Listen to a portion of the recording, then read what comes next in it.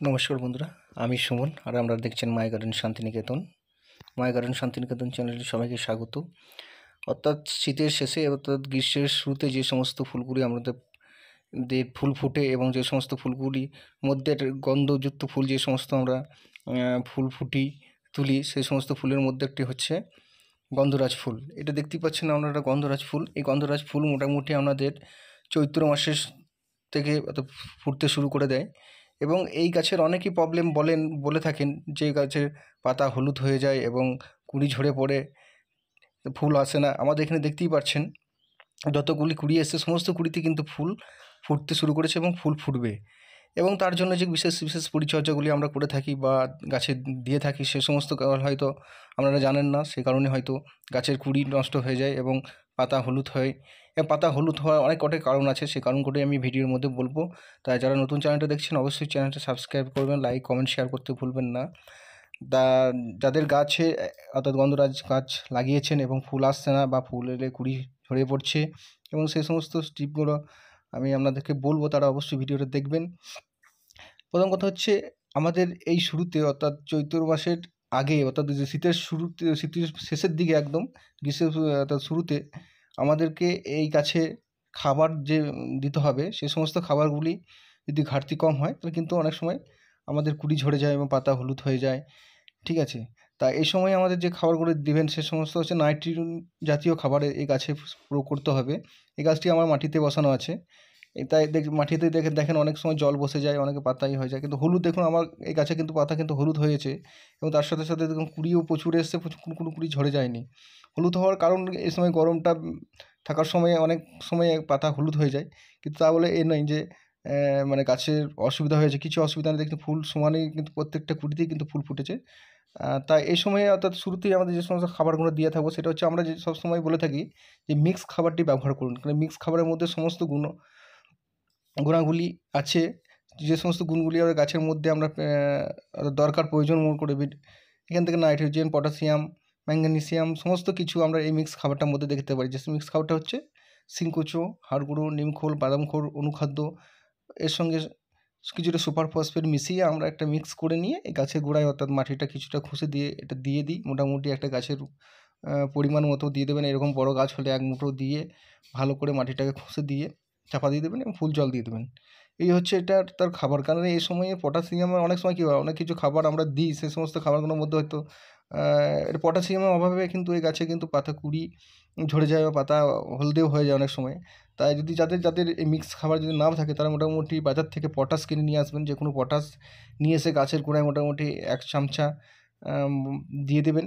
দিয়ে ভালো করে মাটিটা খুঁজে দিন। দেখবেন খুব ভালো কাজ করবে। পটাশ কিন্তু ফুল আনতেও সাহায্য করবে এবং কুঁড়ি ঝরতেও আ অর্থাৎ কুঁড়ি কিন্তু গাছ ঝরবে না। আর যদি পারেন তো একবার মিরাকুলান স্প্রে করবেন। মিরাকুলান খুব ভালো কাজ করে, কিন্তু আমরা মিরাকুলান দিই না, কিন্তু মিরাকুলান দিয়ে দেখতে পারেন, খুব উপকারিতা কুঁড়ি ঝরার ক্ষেত্রে বা কুঁড়ি আসার ক্ষেত্রে কিন্তু খুব গুরুত্বপূর্ণ ভূমিকাও পালন করে। তাই এই হচ্ছে প্রথম খাবার দেওয়া এবং 1 মাসের শুরুতে খাবারটা দিয়ে দিন। এবার পর থেকে মাসে মাসে আমরা 2 বার করে খোল পচা জল দিন। এই খোল পচা তরল খাবারটা কিন্তু গুরুত্বপূর্ণ এবং সমস্ত গাছের ক্ষেত্রেই এই গাছটা বলতে পারেন এই সারটা ব্যবহার করতে পারি আমরা। তা আপনারা প্রথম মিক্স খাবারটা দিয়ে তারপরে মাসে 2 বার করে আপনারা খোল পচা জল দিন পাতলা করে। আর ভিটামিন স্প্রে করুন। ভিটামিনটা 2 বার স্প্রে করতে অবশ্যই স্প্রে করবেন, যে কোনো ভিটামিন আপনারা স্প্রে করুন। ইন্টারফিট বলুন, অ্যাপসা বলুন, আরও যে সমস্ত ভিটামিনগুলো আমরা এই দুটো ভিটামিন বেশিরভাগ প্রয়োগ করে থাকি, বা যে সমস্ত ভিটামিন থাকবে সেই ভিটামিনগুলো 15 দিন অন্তর করে 1 লিটার জলে 1 ml করে দিয়ে ভালো করে স্প্রে করতে থাকুন। ভিটামিনও ঘাটতি কিন্তু দেখা দিলে হবে না। খাবার যখন গাছ গ্রহণ করতে থাকবে সে সময় ফুল যখন কুঁড়ি আসবে সে সময় কিন্তু ফুলের যাতে কালার ভালো থাকে এবং কুঁড়ি বড় হয়, এবং তার জন্য কিন্তু আমাদের ভিটামিনের ঘাটতি দিলে হবে না। সে সময় ভিটামিন কিন্তু খুব দরকার পড়ে। তাই ভিটামিনটা যে কোনো ভিটামিন বললাম, যেগুলো আমরা নিয়ে আসবেন। এই হচ্ছে তার মাসের মানে রুটিন। এই খাবারগুলো দিন, দেখবেন গাছে কিছু অসুবিধা হবে না।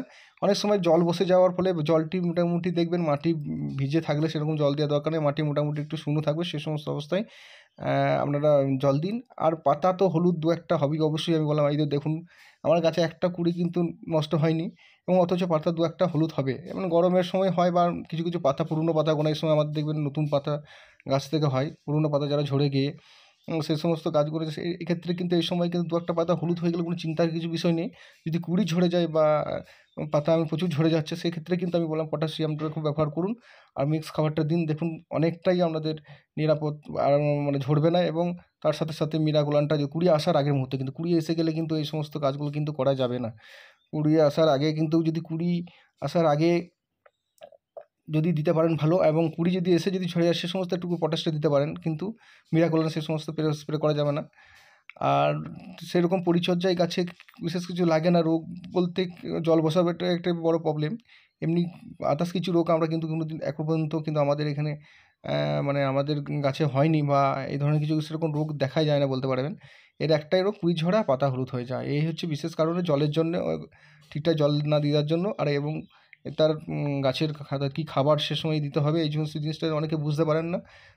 তাই এই জিনিসগুলো কিন্তু আপনাদের লক্ষ্য করা যায় গাছের মধ্যে। তাই আপনারা যেটা বললাম সেটা অবশ্যই করুন। দেখুন আপনাদের গাছে প্রচুর পরিমাণে এভাবে কুঁড়ি আসবে, এবং কুঁড়ি সম্পূর্ণ থাকবে, এবং প্রচুর পরিমাণে ফুল আসবে, এবং আমরা বাড়িকে সুগন্ধে ভরিয়ে রাখবে। এই গাছের ফুল খুব সুগন্ধ দেয়, এবং প্রচুর পরিমাণে একসাথে আসে। একসাথে দেখুন তো প্রচুর কুঁড়ি এসছে।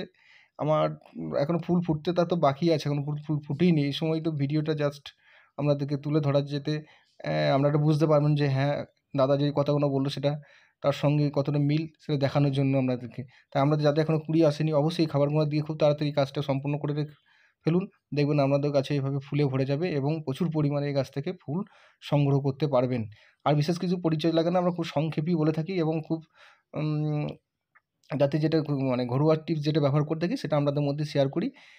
আর কিছু বলার নেই। আপনারা যারা চ্যানেলটা পাশে থাকুন, সবসময় লাইক, কমেন্ট, শেয়ার করুন, এবং সর্বদা পাশে থাকবেন। বন্ধুদের মধ্যে অনেক প্রচুর পরিমাণে শেয়ার করুন, যাতে তারা সহজে এই মানে পরিচর্যা সম্বন্ধে জানতে পারেন, এবং খুব সহজভাবে তার গন্ধরাজ ফুলের তার পরিচর্যা নিয়ে দেখতে পারে। ঠিক আছে?